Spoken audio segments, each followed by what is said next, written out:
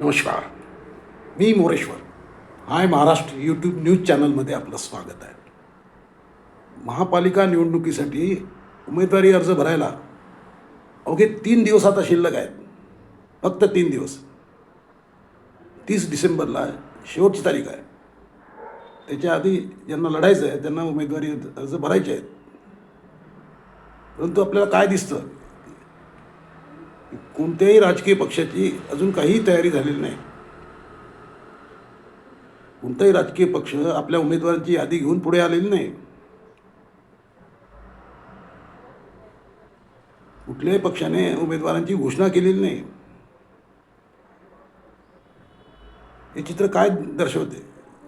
शेवटच्या दिवशी उमेदवारी अर्ज भरण्यासाठी झुंबड उडणार.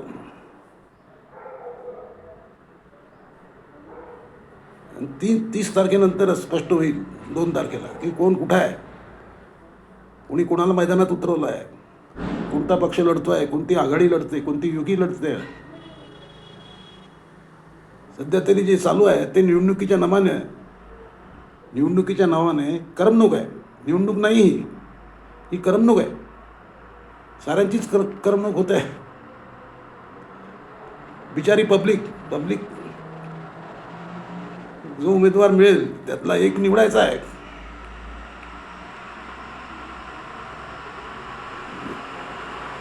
पहा कशी परिस्थिती आहे.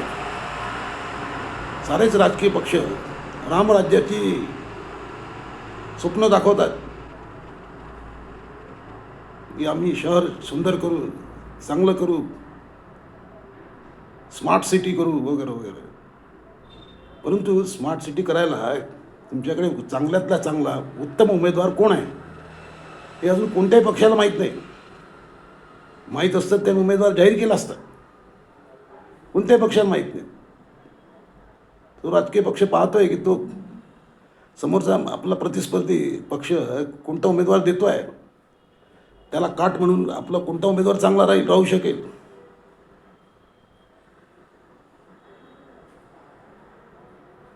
म्हणजे आता तर भाजपचा हा एकमेव राष्ट्रीय पक्ष आहे. भाजप आणि काँग्रेस हे दोनच मैदानात आहेत.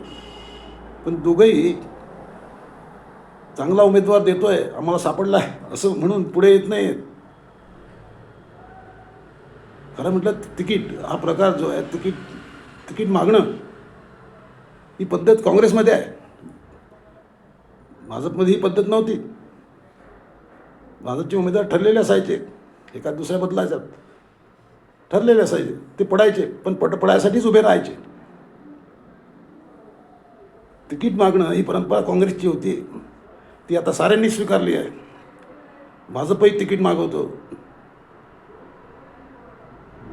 5-5 हजार म्हणजे 100-125 जागांसाठी 5-5 हजार अर्ज आलेले आहेत की आम्हाला तिकीट द्या म्हणून. आता एवढ्यानं तिकीट मिळणं शक्यच नाही. त्यामुळे ज्यांना मिळणार नाही तिकीट ते बंडखोरी करतील. कारण प्रत्येकाला निवडणूक लढवायची इच्छा असते. मग त्यातले अनेक लोक बंडखोरी म्हणून उभे राहतात आणि निवडणुकीला एक वेगळंच वळण मिळते. ही परिस्थिती सध्या आपल्या राजकारणात आहे की कशाला पत्ता नाही.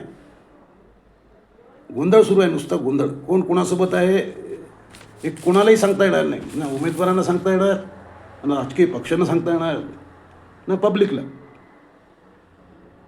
आता 2 राष्ट्रवादी एकत्र येत आहेत. शरद पवार आणि अजितदादा पवार, काका पुतण्या एकत्र येत आहेत.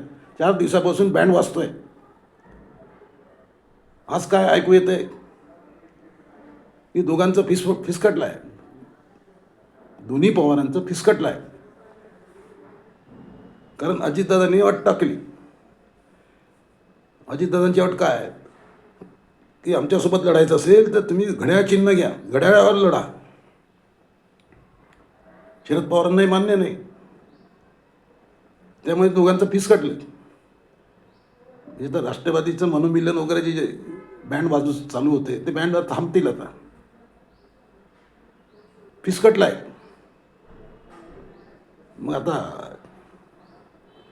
शरद पवारची राष्ट्रवादी काँग्रेसला शोधते आहे. काँग्रेस नसेल मग शिंदे सेनेला शोधते आहे. अतिशय वाईट परिस्थिती आहे. प्रशांत जगताप यांनी या दोन्ही पवारांची अडचण केली आहे.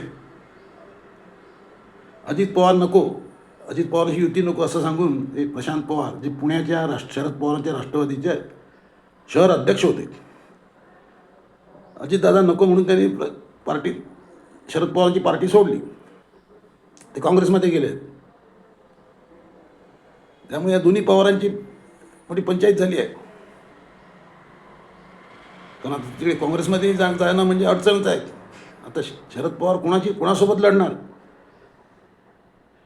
त्यांची स्वतःची ताकद नाही एवढी. जरी पुणे असलं तरी तेवढी ताकद नाही आहे.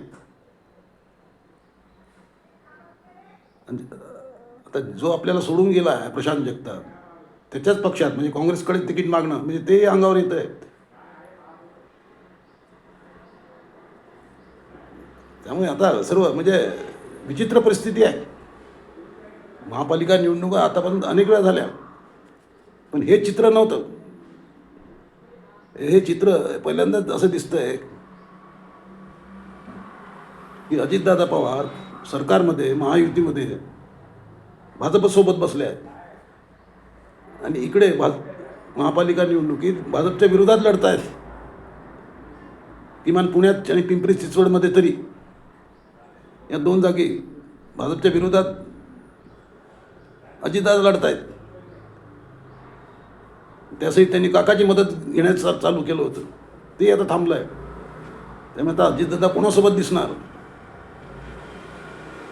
काँग्रेससोबत की शिंदे सेनेसोबत? म्हणजे आता काँग्रेसची अवस्था फारशी चांगली नाही आहे, पण त्यातल्या त्यात सध्या भाजपनंतर राष्ट्रवादीची परिस्थिती बरी आहे, त्यातल्या त्यात काँग्रेसची बरी आहे.